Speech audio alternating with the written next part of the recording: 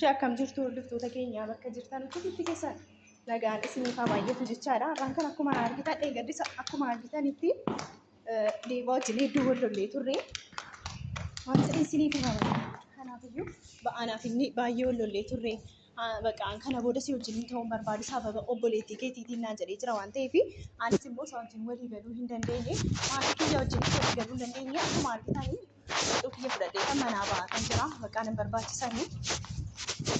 Kanaafiyyuu hordoftoota keenya maatii kiyya wajjin akkuma argitanii maatii kiyya wajjinis wallollee kan jira.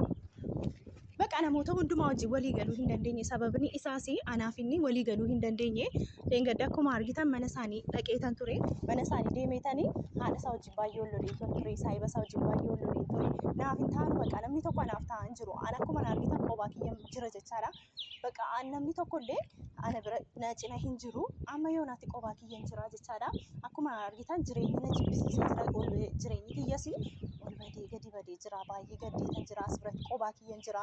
Baqa inni illee na duukaa ta'a jedheetanii isatu cina kiyya jira jedheetanii abdii godhadheetan ture amma garuu baay'ee abdii kutadheetan jira hordoftoota keenya sababni isaas anaaf inni walii wajjin turre waan baay'ee waliin dabarsinee turre kanaan durattis wanta baay'een uumamee ture jechaadha.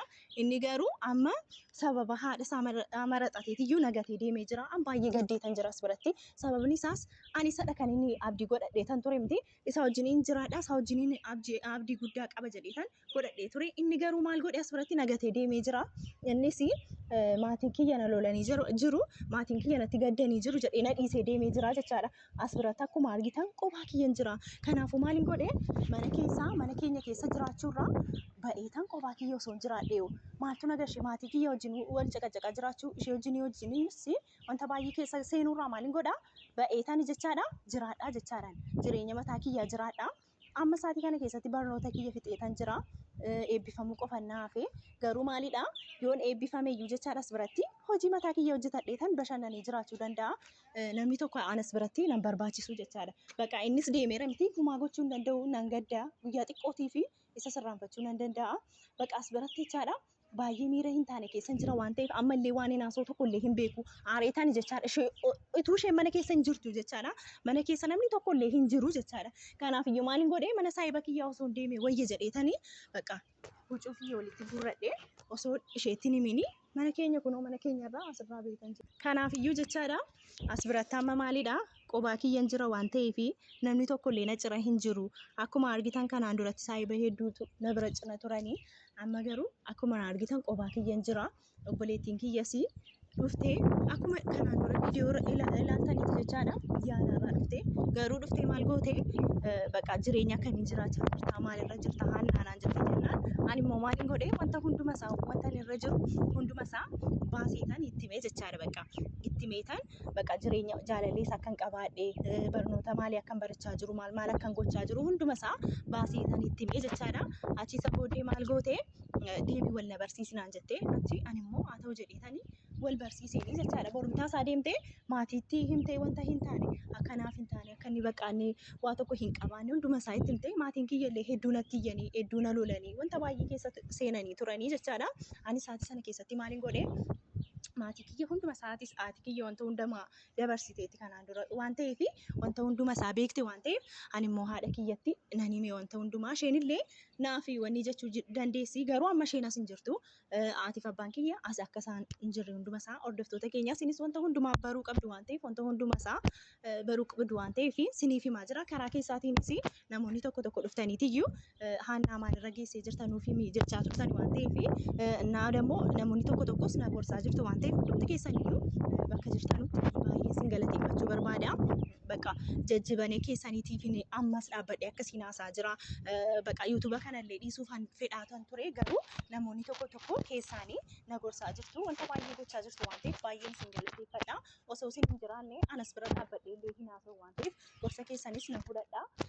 Na jajjabeessaa jirtu hundumti keessaniyyuu baay'ee naaf galatoomaa isiniin jedha. Namoonni tokko akka obboleettiitti akka obboleessaatti keessaan wanta baay'ee naa jechaa jirtu waan ta'eef baay'een sin galateeffachuu barbaada jechaadha. Kanaafuu hordoftoota keenya in darbaa wanti hin darbine biyya lafaarra hin jiru. Anas biratti jaalallee kanaan dura qabaan ture wanta hin taane irratti sarraa adda ba'een jira. Amma immoo as birattis immoo waa'ee maatiitiin jechaadha sarraa adda ba'eetan jira jechaadha. kunis immoo darbaa barikko wanti hin darbine biyya lafaarran jiru jaalallee kiyya duriidhaa beekanii dabarsee as bira ga'een jira waan ta'eef bakka ani saatii kana keessatti bakka lapheen kiyya jechaan akka dhakaatti jajjabaachanaaf deemaa jechaadha. Kanaan duratti wanta baay'ee dabarseen as ga'e waan ta'eef jechaadha. Bakka lapheen kiyya akka dhagaa ta'aa deemaa jechaadha. Innaa dubartiin tokko gaafa biyya lafaarra jiraattu wanta baay'ee qormaata baay'eetii irra ga'uu danda'a. Garuu wanta hunduma isaa dabarsiteetiyyuu as ga'uu dandeessi jechaadha. Innaa maaluma isiniin jedha bakka mana keessa jiraachuurraa ishee wajjinis wanta hin taane irra galuurraa ba'eetan of danda'eetan saayiba kiyya biran deema achi eegga xiqqishoo booddee saatii xiqqishoo booddee immoo maaliin godha beektu ofii kiyyaa kan mana kireeffadheetan ba'eetan jiraadha jechaadha. Kanaafiyyuu maaliin gochuu barbaada as biratti ba'eetan iyyuu kireeffadheetan iyyuu jiraadha. Maatiinis maallaqni isaaniis achumatti qobaatti ta'uu danda'a. Angaroo of danda'eetan jiraachuu barbaada jechaadha. Kanaafiyyuu hordoftoota keenya har'a kan isiniif dhufee isiniif himuu barbaade maalidha? Bakka mana keessaa huccuu kiyya fudhadheetan ba'aa jira jechaadha bakka. Ba'eetan iyyuu ofii kiyyaaf jiraadha. Wayyaa hunduma isaa fudhannee garuu xiqqishoon fudhadhee gaafa mana maatii kiyyaa keessatti jiraachaa ture maalidha? Akkan barbaadetti wantan barbaade nyaachaa, wantan barbaade dalagachaa, wantan barbaade gochaatanii amma immoo gaafan bahu wanti baay'een narra ga'uu danda'a beeka. Garuu kana hunduma isaa durbi tokko gaafa chaalenjii baay'eetti baay'achuu danda'a. Garuu kana hunduma isaa wanni jedheetanii jiraadha jechaadha. Kanaafiyyuu hordoftoota keenya maal isinii barbaada? Mana saayiba kiyyaa deemeetaniyyuu guyyaa muraasaa fi ishee bukkee ta'a. Amma akkuma argitan mana kiyya fuulduran jira. Achi isa booddee jireenya mataa kiyyaa nan jiraadha jechaadha. Kana booddee obboleettiin kiyyas namni biraas na barbaachisan as biratti maaltu na barbaachisa? Bakka ofiif dalagadhee jiraachuu of danda'uudha bakka. Maallaa namoonni baay'een as biratti namoonni baay'eenis ta'e obboleettiin kiyyas ta'e maatiin kiyyas ta'e jaalalleen kee waa tokko hin qabu harkaa akkamiin duuka jiraachuu dandeessa dhaniisa tuffachaa jiru waan ta'eef ani immoo as biratti maalin jaratti agarsiisuu barbaada hojjedheetan iyyuu maallaqni akkamiin akka itti dhufu itti agarsiiseetan bor nama iddoo guddaarra geenyeetan itti agarsiisuu barbaada. Innis immoo guyyaa tokko ammas na dhiisee yoo deeme illee maal jireenyi jechuu akkam akka ta'e beetan itti agarsiisaa jechaadha. Yoo hin danda'e ta'e jechaadha hordoftoota keenya qobaatti waameetan iyyuu kana hunduma isaa akkas ta'e kana hunduma isaa sirreessaa jechaadha bakka. Qadeemuu barbaada. Isheenis akka barbaaddetti jiraachuu dandeessi. Angaruu jechaadha. Baay'eetan zanaa mataa jedheetan jiraadha jechaadha. Maal abbaasa jiraatanii koo ba'anii jiraatu. በቃ ለኖር ፈታ ብለሽ ኑሪ ቤትሽ ለወጣ ነው በቃ እንደፈለግሽ ሆነሽ መኖር ትችያለሽ። አከበር ባዴት ጀቻራ መነኬ ጅራችሁ ደንዴሳ መነኬ ራሲ ቤት ጅራት ይቻለ ሲገኝ ካቢኔት ይልሻለሁ ይስፋሽ ይቻላ ማለት ነው። በዚህ ሰዓት አይገባኝም ምን ነው ማድረግ የምልሽ ነው እኔ ቤት ካቢኔት ብዬሻለሁ። እሱ ብቻ አይደለም በአንቺ ምክንያት ነው አላማሽ ስሚኛ በአንቺ ምክንያት ከሱ ጋር ተጣልቻለሁ። ስለዚህ እሱን አልቻለሁ በአንቺ ምክንያት በማን ምክንያት ነው ይሄ ሁላ በአንቺ ምክንያት። ስለዚህ አልፈልግም አንቺ ጋር ምንም ያስፈልግሽ ነው ማለት እኮ ያስፈልገኛል። እሱን እኔ ማለት እኮ አይደለ ታናፉ ማለ ቤታ አመሲ ሶሼን እንዱፊኒን በወርባዴ ገሩ ምን ትልፍተ ይዘርት ያከሽን በቃ ማለት ነው ሲኒማ እሺ አርጉ ለጀቻላ እሺ አሶብሲስ ሁሌም በርባዱ ጀቻላ በቃ ሰማሽ አይደለ እኔ ሲጀመር አንቺ ሰዓት መጪ ነው ወጣት ይፈለኩት ግን መጣሽ አኒ ጀቻለ በቃ አላማሽ ምንድነው? ማይ ካቤት ወጣሽ ያለ ማለት እሱን አለ ነገር ልትመጪ ነው ቦር ጀቻለ አጋም ማና ቦቦ ማልጎት ቤቱ ምን ብዬ ነገርሽ ታዳቸው። ስለዚህ እኔ አሁን ምንድነው ምንሽ ፈልገው መውጣት ብቻ ነው ፈልገው። እሺ ሰማሽ? ስለዚህ ትክክል ነው መስሎኝ ተሰማሽ ያለው ከናፉ ማሊን በርባደ አሁን ራሱ ማለት ነው ተደብቄ ነው እየወጣው የነበረው ግን መጣሽ አይደለ?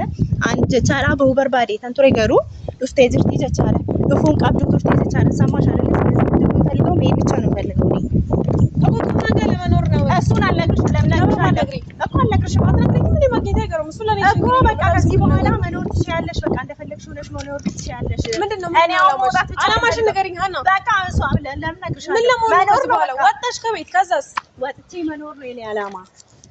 እኔ ከዚህ ቤት በክብር ነው ተፈልገዋለሁ እኮ አልፈልግም። በቃ አይደለም በአንቺ ምክንያት ማለት ነው ከሱ ጋር ጣልቼ በቃ ከሱ ጋርም ተለያይቻለሁ። ስለዚህ አሁን እንኳን ተይ ልኖርበት ወጥቼ በአንቺ ምክንያት ነው ከሱ ጋር ይጣላው። እሺ የምትኖሪበት ደረጃ ላይ አይደለም ያለሽው። ከምንሽ ለመኖር ነው ሐሳብሽ? ነገርኩሽ በቃ ዝም ብሎ ወጥቶ መኖር ማለት ቀላል ነገር ይመስልሻል? አዎ ወጥቼ መኖር ነው የምፈልገው። ስለዚህ ከቻልሽ ተው ሰሚኝ ባንቺ አዳምጪኝ በእናትሽ ሰሚኛለሽ ባንቺ ምክንያት ነው እሺ እሱ ጋር ይጣላውት ሰማሽ እኔ እሱን አጥቻለሁ ስለዚህ ባክሽ አሁን እንኳን ተይኝ በቃ ወጥቼ መኖር ነው የምፈልገው ካንቺ ጋር ደግሞ መኖር አልፈልግም አኒ ጀቻላ እሺ ወጂን እንጅራችሁን በርባዱ ጀቻላ ሰበብኒ ሳሲ ለማሂን ጠጌሱ ከራመት አሺ በቃ አንቺ ሲጀመር ሰውን አሰሚኝ አታዳምጪ ማለት እኔ ደግሞ አንሞ ጀቻላ ጅሬኛ መታኪያ ጅራችሁን በርባዳ በቃ ኦፍ ደንዴ ተንጅራችሁ በርባዳ እና ሰርቼ መለወጥ ብቻ አንፈልገው ስለዚህ መሄድ ነው የምፈልገው የትኛው ለይቲ እስቲ ምን አይነት ስራ አንቺ አሁን ከቤት መጥተሽ ማታቂ ልጅ ስራ ሰርተሽ ማታቂ ምን አይነት ስራ ሰራለሁ ሲቀጥል ባላገኘሽው ስራ ሰራለሁ አሳይሻለሁ አኒ ጀቻ አማስ ወንድ ፌናሳ አጅርቱ አቲ መነኬሳ ገዲ በውን ቀብዱ ወንተ ባዬ ቱሲ አፈና ጀቻ አጅርቲ አኒ ሞድ ሰራ ሆጀዴ ከኒ ተገርሲሱ በርባዳ ጀቻ ሳቲ ከነ ከሰጥ ሆጀታኒ ጅራችሁን አከማከተ እቲ ነገር ሲሳ ጀቻ ስሚኝ ሰርቶ መኖር እንዴት እንደሆነ ወጥቼ ነው ማሳየት እንፈልገው ስለዚህ ወጥቼ አሳይቻለሁ ስለዚህ አሁን መውጣት ብቻ ነው እንፈልገው እኔ እኮ እኔም ስለሰለቸኝ ነው መውጣት እኮ እኔም ስለሰለቸኝ ነው እሺ ከቤት ይወጣው ያለው እህቴ ሁሉ ልትመስኛል እኔ ማለት እኮ በኋላ በጣም ጽባይሽ ተቀየረ በቃ እኔ ጀቻ አንተ ነው ቦዳ ሰው ብቻ ነው የምታስቢው ስለቤተሰቦችሽ አታስቢም ምን እንደተፈጠረ ምን ይሆንሽ እንደሆነ እኔ ሊገባኝ አልቻለም ስሚኝ አሁን እኮ አስረዳውሽ አይደለ በቃ ስሚኝ አስረዳውሽ አሁን እዚህ ጋር ቆሜ ካንቺ ጋር ማውራት አልፈልግም ነገሌ ትቆጭበታለሽ ምንም አልቆጭበትን ነገር ነው ያደረኩት ያለው ገብተሻና እኔ ጋር ብትመጪ እንደማልቀበልሽ ወጪ በቃ አትጃለልሽም በቃ ሄዳለሁ ስለዚህ እባክሽ እንደተላላና አስቢ እኮ ስሚኝ ምንም አላስብም በቃ ነገርኩሽ በእናትሽ አኒ ጀቻለ ሲንፉን ዱረቲ ካሜራ ቀበዴታን ቆባኪየ በየተን ቱሬ አመገሩ ሲንፉን ዱረቲኒ ማ ካሜራ ሱል ቀበዴታን ጅራ አንጋፈ መናበው ጀቻላ ከዚህ በኋላ ሲጀመር ከቤት ወጥቼልሻለሁ መኖር ትችያለሽ የዴቫ እናት ጋም ዴቫ ጋም ድደርሽ አልፈልግም ደስ ይበልሽ እኔና እሱ ደግሞ ተለያይተናል እሺ እንኳን ደስ አለሽ በቃ ስለዚህ እኔ አሁን ከቤት ስወጣ እነሱ ጋር እንዳትሄጂ